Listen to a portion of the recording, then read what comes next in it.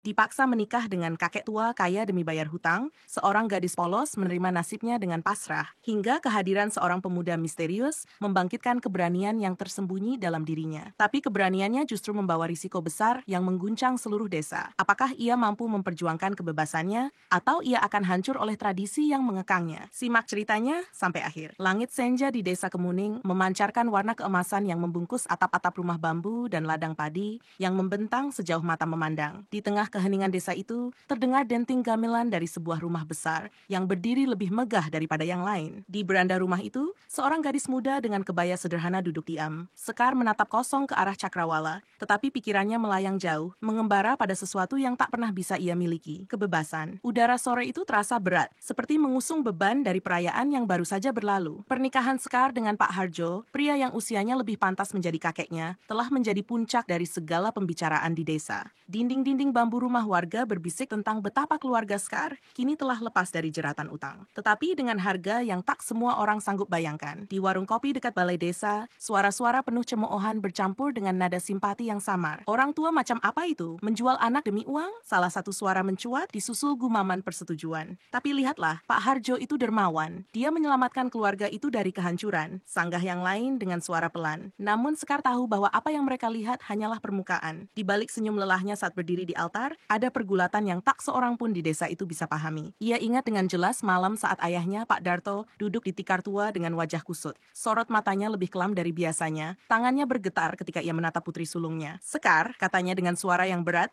ini satu-satunya cara kita bisa bertahan. Kamu harus mengerti. Saat itu, Sekar hanya menunduk. Di benaknya ada sejuta pertanyaan yang tak bisa ia ungkapkan. Kenapa harus dia yang menanggung beban keluarga? Kenapa tak ada yang membelanya? Namun, ketika ibunya yang pendiam tiba-tiba memeluknya erat, Sekar tahu perlawanan tidak ada gunanya. Suara-suara dalam hatinya tenggelam dalam keheningan yang dipaksakan. Kini, di hari-hari setelah pernikahan itu, Sekar menjalani hidup barunya di rumah Pak Harjo. Rumah kayu besar itu memiliki lantai papan yang selalu berderit di setiap langkah, seperti ingin mengingatkan bahwa setiap inci ruang di dalamnya bukan miliknya. Pak Harjo, meski jarang berbicara, memandangnya dengan sorot mata puas, seolah-olah ia baru saja memenangkan sesuatu yang sangat berharga. Di ruang makan yang megah, dengan meja panjang penuh hidangan, Sekar sering merasa lebih kecil dari seorang pelayan. Di luar, dunia tetap bergerak seperti biasa. Pagi di desa Kemuning dimulai dengan suara ayam jantan dan denting lonceng sapi. Namun, bagi Sekar, setiap pagi adalah pengingat bahwa ia sekarang menjadi bagian dari sesuatu yang tak pernah ia pilih. Di antara bisikan-bisikan desa, ada suara yang mengagungkan Pak Harjo sebagai pahlawan, penyelamat keluarga Sekar dari kehancuran ekonomi. Tetapi Sekar tahu ada kebenaran yang lebih pahit di balik cerita itu. Pak Harjo bukanlah seorang dermawan yang murah hati. Mahar besar yang ia berikan bukan untuk membantu keluarga Sekar, melainkan untuk membeli hak atas dirinya, gadis muda yang tak pernah meminta hidup seperti ini. Namun, Sekar tidak menangis, tidak di depan orang lain setidaknya. Saat malam tiba dan dunia tertidur, ia sering duduk di tepi tempat tidurnya, meremas-remas ujung selimut sambil memandang keluar jendela. Bintang-bintang di atas ladang padi bersinar lembut, namun terasa jauh, terlalu jauh untuk disentuh. Apakah hidupku akan selalu begini? Ia bertanya pada dirinya sendiri, meskipun tahu tak ada jawaban yang akan datang.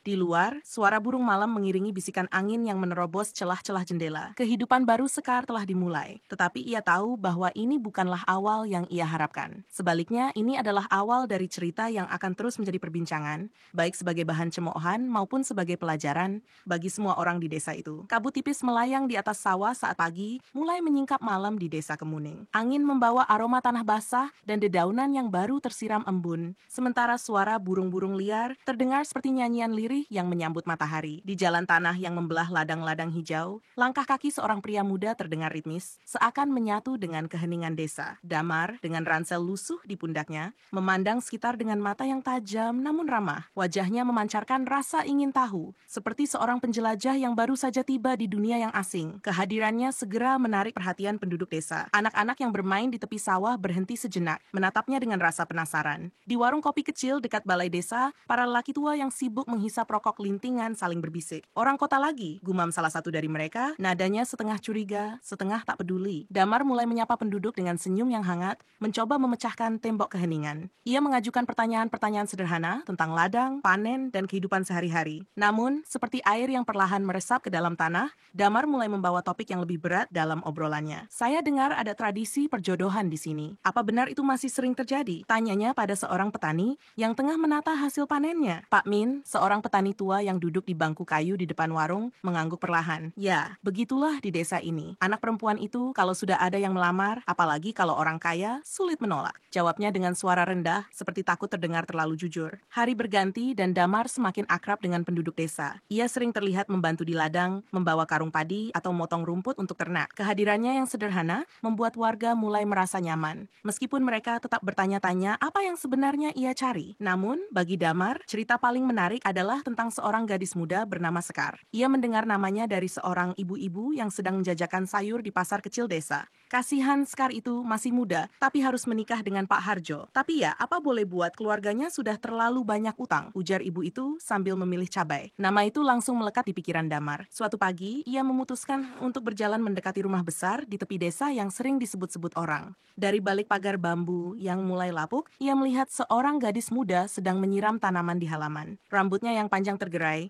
wajahnya teduh, namun ada sesuatu dalam sorot matanya, kehampaan yang sulit dijelaskan dengan kata-kata. Damar tidak segera mendekat. Ia hanya berdiri di kejauhan, mengamati bagaimana Sekar bergerak dengan lambat, seolah-olah setiap langkahnya adalah beban. Beberapa hari kemudian, dengan alasan ingin mengenal lebih banyak penduduk, ia memberanikan diri berbicara dengan Sekar. "Selamat pagi Mbak Sekar ya," sapanya lembut. Sekar mendongak, sedikit terkejut, tapi ia hanya mengangguk tanpa banyak bicara. Percakapan pertama mereka singkat dan canggung. Namun di hari-hari berikutnya, Damar terus datang, membawa obrolan ringan yang perlahan mencairkan jarak di antara mereka. Ia bertanya tentang tanaman yang Sekar rawat, ladang milik Pak Harjo, dan kehidupan sehari-harinya. Meski awalnya enggan, Sekar mulai merasa nyaman berbicara dengan Damar, seperti membuka jendela kecil ke dunia luar yang selama ini tertutup rapat. Namun, percakapan mereka mulai berbelok. Damar, dengan suara yang tenang namun tajam, mulai mengungkapkan pandangannya. "Kamu tahu, Sekar," ucapnya suatu sore di tepi ladang, "pernikahan seperti ini tidak seharusnya terjadi. Kamu itu seperti burung cantik yang dipenjara di dalam sangkar emas." Sekar terdiam. Kata-kata Damar menusuk jauh ke dalam pikirannya, seperti cermin yang memantulkan perasaan yang selama ini ia coba abaikan. "Tapi, aku tidak punya pilihan," jawabnya pelan. Matanya menatap tanah, menghindari tatapan Damar. Damar mendekat, suaranya lebih lembut, tapi nadanya penuh keyakinan. "Selalu ada pilihan, Sekar. Hidup ini tidak seharusnya ditentukan oleh utang atau tradisi. Kamu berhak memilih untuk bahagia." Kata-kata itu mengguncang Sekar, bukan hanya karena maknanya, tetapi karena keberanian yang terkandung di dalamnya. Di dunia yang selama ini hanya mengenal kepatuhan dan pengorbanan, Damar adalah suara yang membangunkan naluri lamanya untuk bermimpi. Namun, ia juga tahu bahwa jalan yang Damar tawarkan penuh dengan risiko, bukan hanya bagi dirinya, tetapi juga keluarganya. Hari-hari berikutnya, interaksi mereka semakin intens. Bukan lagi sekadar tanya-jawab, melainkan diskusi panjang tentang kebebasan, cinta, dan hak memilih. Damar berbicara dengan keyakinan yang membuat Sekar merasa ada dunia yang lebih besar di luar desa kecilnya. Sebuah dunia yang penuh kemungkinan, tapi Sekar juga mulai merasakan ketakutan. Apakah ia siap meninggalkan semua yang ia kenal demi sesuatu yang belum pasti? Dari kejauhan, Pak Harjo yang sering mengamati dari balik jendela rumahnya, mulai menyadari kehadiran Damar yang semakin sering. Dan meskipun Sekar belum menyadarinya, sesuatu di dalam dirinya telah mulai berubah. Sebuah benih keberanian yang perlahan tumbuh di tengah ladang tradisi yang mengekangnya. Langit malam di desa Kemuning selalu penuh bintang. Di bawah cahayanya yang redup, Sekar duduk di beranda rumah kayu besar itu, memeluk lututnya sendiri. Angin dingin berembus pelan, membawa aroma tanah basah dari ladang yang baru saja diairi. Di kejauhan, suara jangkrik dan burung malam terdengar bersahutan, melengkapi keheningan yang terasa menghimpit dadanya. Sekar menatap ke arah jalan setapak yang hilang di balik kegelapan desa. Pikirannya melayang jauh. Kata-kata Damar dari beberapa hari yang lalu terus berputar di benaknya. "Kamu tidak harus hidup seperti ini, Sekar. Hidup itu punya pilihan." Awalnya Sekar mengabaikannya. Hidup di desa ini tidak pernah berbicara soal pilihan. Semua orang hanya menjalankan peran yang ditentukan sejak lahir. Namun, semakin lama, kata-kata itu seperti mengendap di hatinya, menciptakan celah kecil di tembok yang selama ini ia bangun untuk menerima nasib. Ia mengingat percakapan dengan Pak Harjo pagi itu, saat ia memberanikan diri membuka pikirannya. Di dapur, di mana aroma wedang jahe bercampur dengan bau kayu bakar,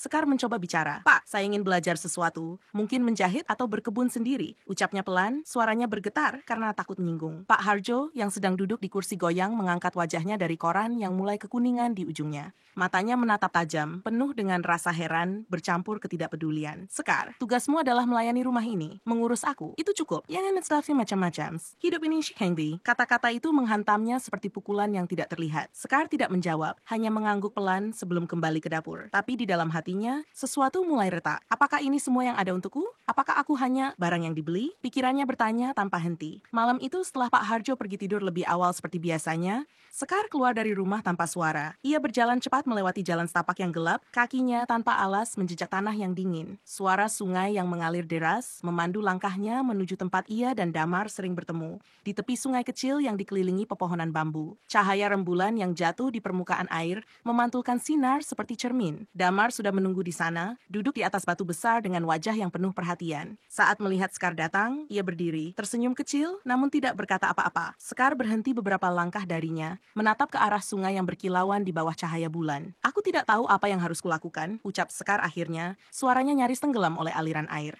"Aku merasa kosong, seperti aku hanya menjalani sesuatu yang bukan milikku." Damar tidak segera menjawab. Ia menatap Sekar dengan penuh kesungguhan, membiarkan kata-kata itu menggantung di udara sebelum akhirnya ia berbicara. "Sekar," katanya pelan, "kau bukan milik siapapun. Hidup ini milikmu dan kau berhak memilih bagaimana menjalaninya." Sekar menggeleng, matanya mulai basah. "Aku tidak bisa pergi. Keluargaku, mereka bergantung padaku. Desa ini, tradisi, semua orang akan menghakimiku. Dan apa yang kau dapatkan dengan tinggal di sini?" tanya Damar, suaranya tetap lembut tapi tegas. "Rasa puas karena semua orang senang melihatmu menderita? Sekar, kamu bisa lebih dari ini. Kamu bisa bebas." Kata-kata itu menusuk tepat di tempat yang paling rawan di hati Sekar. Ia memandang Damar, ingin sekali percaya pada apa yang dikatakannya. Namun, ketakutan masih menggenggamnya erat. "Bagaimana jika aku gagal? Bagaimana jika aku lebih buruk daripada sekarang?" tanyanya dengan suara gemetar. Damar mendekat, berdiri hanya beberapa langkah darinya. "Hidup ini bukan tentang tidak pernah gagal, Sekar. Hidup adalah tentang mencoba. Jika kau tetap di sini, kau tidak akan pernah tahu apa yang bisa kau capai. Tapi jika kau pergi, setidaknya kau punya kesempatan untuk menemukan dirimu sendiri." Sekar tidak menjawab. Ia hanya berdiri di sana,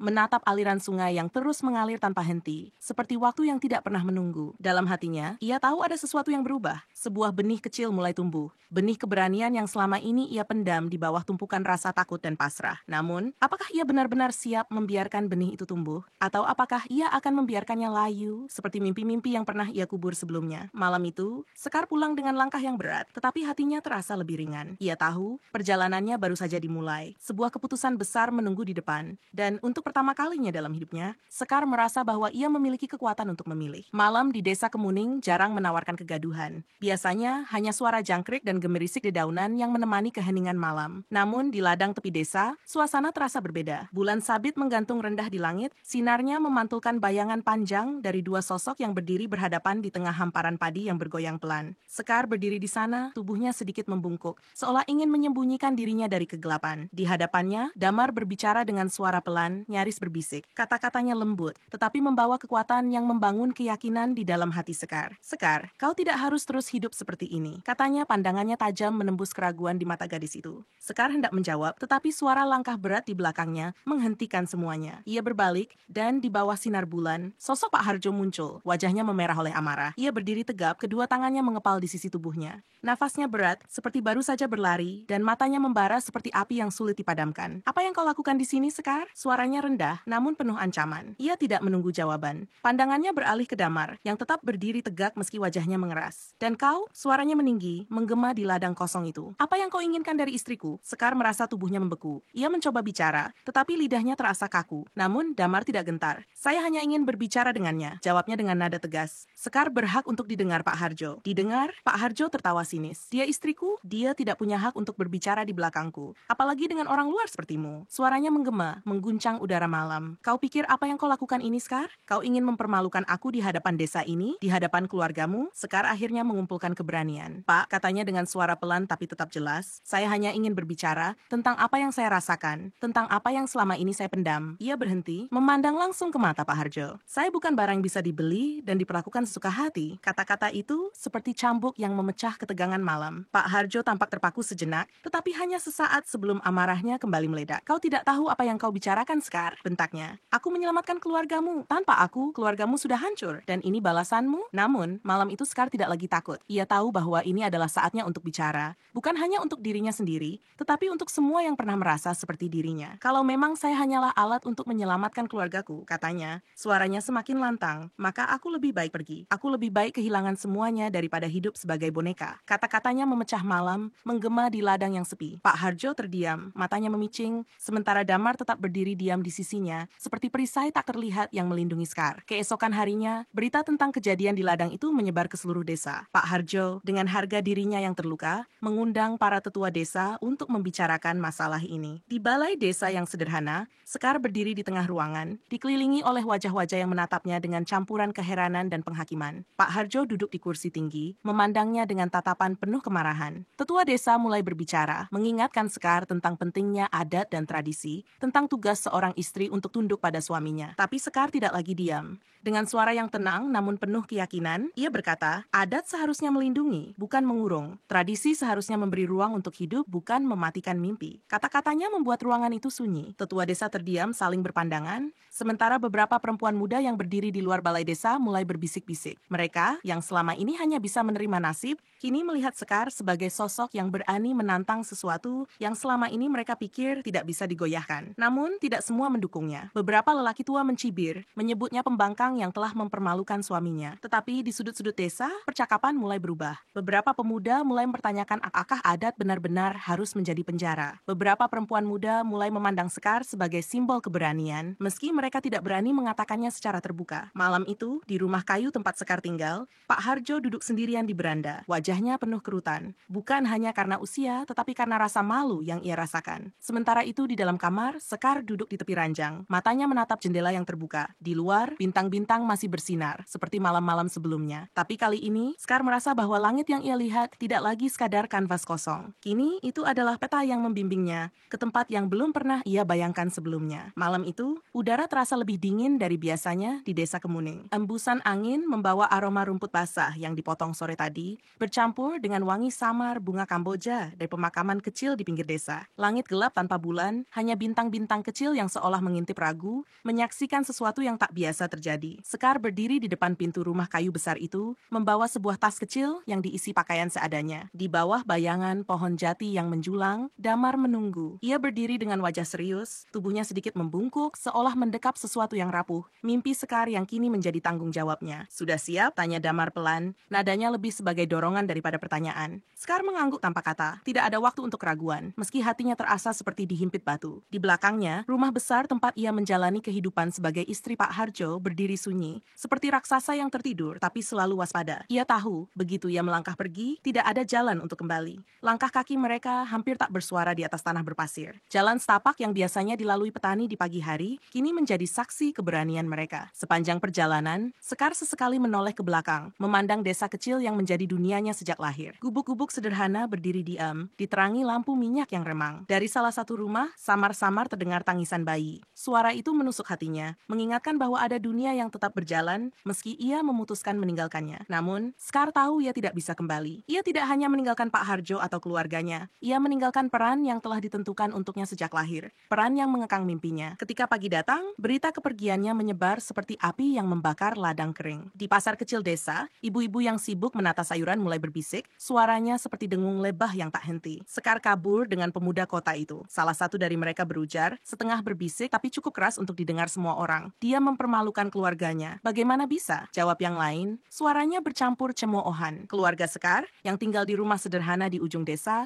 menanggung beban paling berat. Ayahnya, Pak Darto, duduk di depan rumah dengan kepala tertunduk, tidak sanggup menjawab tatapan penduduk desa yang lewat. Ibunya menangis diam-diam di dalam rumah. Wajahnya tersembunyi di balik kerudung lusuh. Namun, di balik semua gunjingan itu, ada bisikan lain yang lebih halus, hampir tak terdengar, dari para pemuda dan perempuan muda desa. Sekar berani melakukan apa yang tidak bisa kita lakukan. Gumam salah seorang dari mereka di pojok warung kopi. Tidak semua orang menganggap Sekar sebagai penghinaan terhadap desa. Sebagian diam-diam mengaguminya, meski tak ada yang cukup berani untuk mengatakannya dengan lantang. Sementara itu, di rumah kayu besar, amarah Pak Harjo meledak seperti badai. Ia berjalan mondar-mandir di ruang tengah, langkah kakinya menggetarkan lantai papan. Wajahnya memerah, urat di lehernya terlihat menegang. Dia mempermalukan aku. Istriku sendiri lari dengan lelaki lain, seperti pencuri di malam hari. Suaranya bergemuruh, membuat pelayan di dapur gemetar ketakutan. Pak Harjo tidak tinggal diam. Ia memanggil beberapa perangkat desa ke rumahnya, menawarkan uang dan janji-janji manis untuk membawa Sekar kembali. Ini bukan hanya tentang dia, katanya dengan nada yang penuh racun. Ini tentang martabatku, tentang nama baik desa ini. Perangkat desa, meski ragu, akhirnya setuju. Mereka mulai mengatur rencana, menghubungi orang-orang di kota terdekat untuk mencari Sekar. Namun, langkah mereka tidak hanya soal pencarian. Itu adalah pernyataan bahwa siapapun yang menantang Ada tidak akan dibiarkan lolos begitu saja. Di tempat lain, Sekar dan Damar memulai perjalanan baru. Mereka menumpang truk sayur menuju kota, meninggalkan segala yang pernah Sekar kenal. Di dalam truk, Sekar duduk diam, tangannya meremas ujung selendang dengan erat. Ia tidak tahu apa yang menantinya di depan. Tetapi untuk pertama kalinya, ia merasa hidup ini adalah miliknya sendiri. Damar, yang duduk di sampingnya, menatap keluar jendela. Wajahnya serius, tetapi ada kepastian di matanya. Ini baru permulaan, Sekar, katanya. Suaranya hampir hampir tenggelam oleh deru mesin truk. Perjalanan ini akan sulit, tapi kita akan melewatinya bersama. Sekar mengangguk, meski hatinya masih diliputi ketakutan. Ia tahu risikonya besar. Ia telah meninggalkan keluarga, tradisi, dan martabat yang dipaksakan kepadanya. Ia telah memilih jalan yang tidak ada jaminannya. Namun, untuk pertama kalinya dalam hidupnya, Sekar merasa bahwa ia memiliki pilihan. Dan itu, bagi Sekar, sudah lebih dari cukup untuk melanjutkan langkahnya. Pagi itu di kota kecil tempat Sekar dan Damar memulai kehidupan baru. Sinar matahari menembus tirai tipis yang menggantung di jendela kamar sempit mereka. Bau roti panggang dan kopi hangat mengisi udara, bercampur dengan suara klakson dan langkah kaki terburu-buru di luar sana. Di meja kayu kecil di sudut ruangan, Sekar duduk sambil mengaduk kopi. Wajahnya dipenuhi ketenangan yang langka. Hidup mereka sederhana, namun Sekar merasakan kebahagiaan yang belum pernah ia alami sebelumnya. Setiap hari diisi dengan kebebasan kecil yang dulu terasa seperti mimpi. Berjalan-jalan di pasar tanpa rasa takut,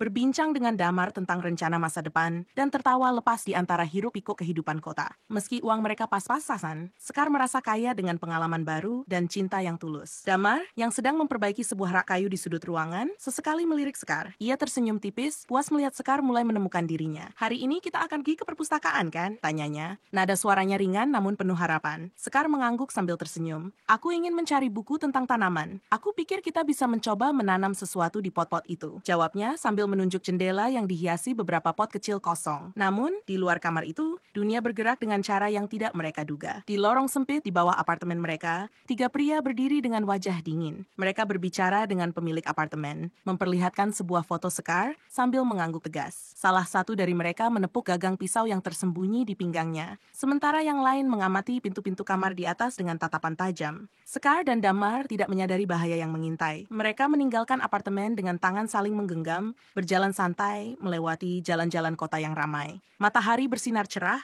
namun udara terasa dingin, seperti firasat yang samar-samar menghantui Sekar. Ia menggenggam tangan Damar lebih erat, meski tak tahu apa yang membuat dadanya terasa berat. Di tengah keramaian pasar, pria-pria itu akhirnya menemukan mereka. Salah satu dari mereka berjalan lebih dekat, sementara dua lainnya memotong jalur dari sisi berlawanan. Sekar merasakan sesuatu yang aneh, tatapan yang mengintai, seperti hembusan angin dingin di tengkuknya. Saat ia menoleh, pandangannya bertemu dengan seorang pria yang mengenakan topi lusuh. Matanya menatap tajam seperti pemburu yang siap melompat. "Sekar," bisik Damar, menyadari hal yang sama. "Cepat, ikut aku." Ia menarik tangan Sekar, berusaha menyelinap ke gang sempit di antara dua bangunan. Langkah mereka terburu-buru, napas Sekar memburu, namun pria-pria itu sudah terlalu dekat. Dalam beberapa saat yang terasa seperti mimpi buruk, mereka dikepung. Damar berdiri di depan Sekar, tangannya mengepal, siap melawan. "Tinggalkan kami," katanya. Suaranya tegas meski ia tahu perlawanan itu sia-sia. Salah satu pria mendekat menunjukkan sebuah surat. "Kami diperintahkan membawa istri Pak Harjo kembali ke desa. Jangan membuat ini lebih sulit," katanya dingin. Sekar merasakan tubuhnya melemah, seolah-olah semua kebebasan yang baru saja ia cicipi direnggut begitu saja. "Aku tidak akan kembali," katanya dengan suara bergetar. Namun pria itu hanya tertawa sinis. Damar, meskipun ragu, tetap berdiri tegak, matanya penuh tekad. Ia tahu perlawanan mereka bisa berujung pada kekerasan. Namun ia juga tahu bahwa Sekar tidak akan bisa kembali ke kehidupan yang ia tinggalkan. "Kamu tidak bisa memaksa dia," jawab Damar dengan suara yang lebih keras. Sekar bukan milik siapapun. Dia bebas memilih hidupnya. Para pria itu saling bertukar pandang, lalu tertawa kecil. Salah satu dari mereka melangkah maju, hampir terlalu dekat dengan Damar. "Kami tidak di sini untuk berdiskusi. Kalian akan datang bersama kami, atau kami akan mengambilnya dengan cara lain." Sekar merasa ketegangan yang begitu kuat di udara.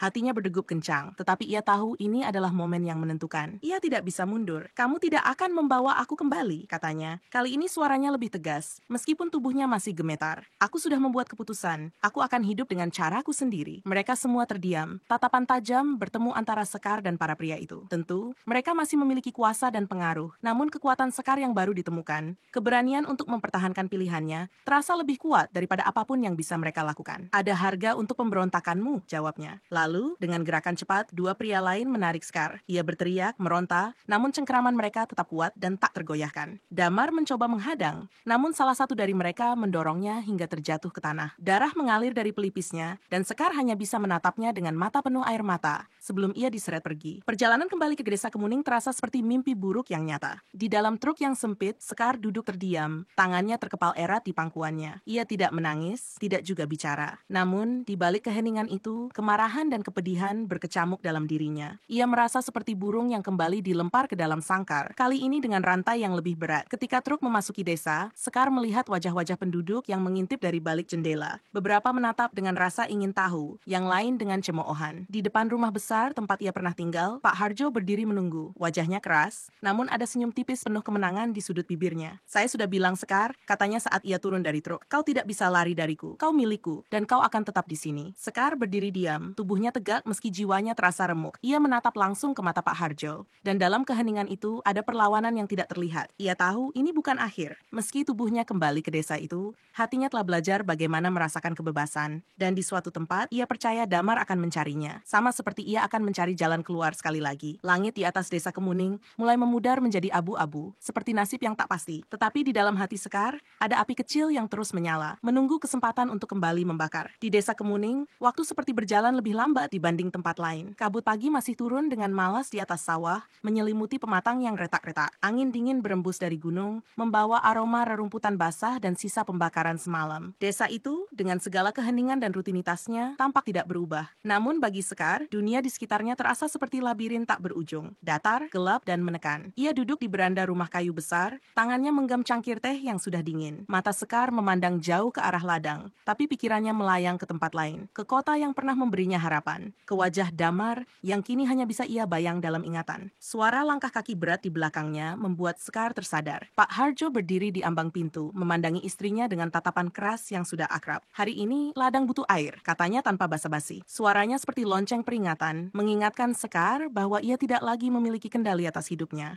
Ia hanya mengangguk pelan, menyesap teh yang tidak lagi terasa. Di ladang, Sekar bekerja dengan gerakan yang mekanis. Tangannya meraup tanah, menabur benih, namun matanya terus melirik ke garis pegunungan di kejauhan. Gunung itu yang membentengi desa, tampak seperti penjaga yang tidak pernah membiarkan siapapun pergi. Namun bagi Sekar, itu adalah simbol dari kebebasan yang suatu hari akan ia raih kembali. Malamnya, ketika desa tenggelam dalam keheningan, Sekar menyalakan lampu minyak di kamarnya. Ia membuka kotak kecil yang ia sembunyikan di bawah ranjang. Kotak yang berisi surat-surat dan barang kecil yang ia simpan sebagai kenangan dari Damar. Sebuah potongan kain yang dulu ia gunakan sebagai sapu tangan, sepucuk surat dengan tinta yang mulai memudar. Ia membaca surat itu lagi, meski telah hafal setiap kata yang tertulis. "Sekar, hidup ini bukan tentang seberapa sering kita jatuh, tapi seberapa banyak kita memilih untuk bangkit. Kau memiliki kekuatan itu, bahkan jika dunia di sekitarmu mencoba menutupinya." Mata Sekar basah, tapi ia tidak menangis. Sebaliknya, ada sesuatu yang tumbuh di dalam dirinya, sebuah tekad yang semakin kuat. Ia tahu Damar tidak akan kembali dengan mudah, tetapi ia juga tahu bahwa harapan tidak sepenuhnya sirna. Dunia yang ia bayangkan tidak akan datang dengan sendirinya. Ia harus melangkah sekali lagi, meski risikonya lebih besar dari sebelumnya. Hari demi hari berlalu, dan desa kembali pada ritme lamanya. Penduduknya tidak lagi membicarakan skandal Sekar. Gosip telah bergeser ke hal-hal lain yang lebih segar. Tapi Sekar tetap menjadi cerita diam di sudut pikiran mereka, simbol pembangkangan yang sulit dipahami. Namun, ada sesuatu yang berbeda dalam cara Sekar membawa dirinya. Di pasar, ia tidak lagi menundukkan kepala saat melewati orang-orang. Ketika bertemu dengan perempuan-perempuan muda desa, ia memandang mereka dengan tatapan yang seolah ingin berkata, "Kalian bisa lebih dari ini." Dan meski ia jarang berbicara, kehadirannya mulai membangkitkan percikan kecil dalam hati mereka. Di suatu pagi yang dingin, Sekar kembali ke ladang seperti biasa. Tapi kali ini, ia membawa secari kertas dan pensil tua yang ia temukan di salah satu sudut rumah. Ia duduk di bawah pohon rindang, menggambar sesuatu di atas kertas itu. Bukan pemandangan ladang atau rumah, tetapi sebuah jalan panjang yang menuju ke tempat jauh. Di atas jalan itu,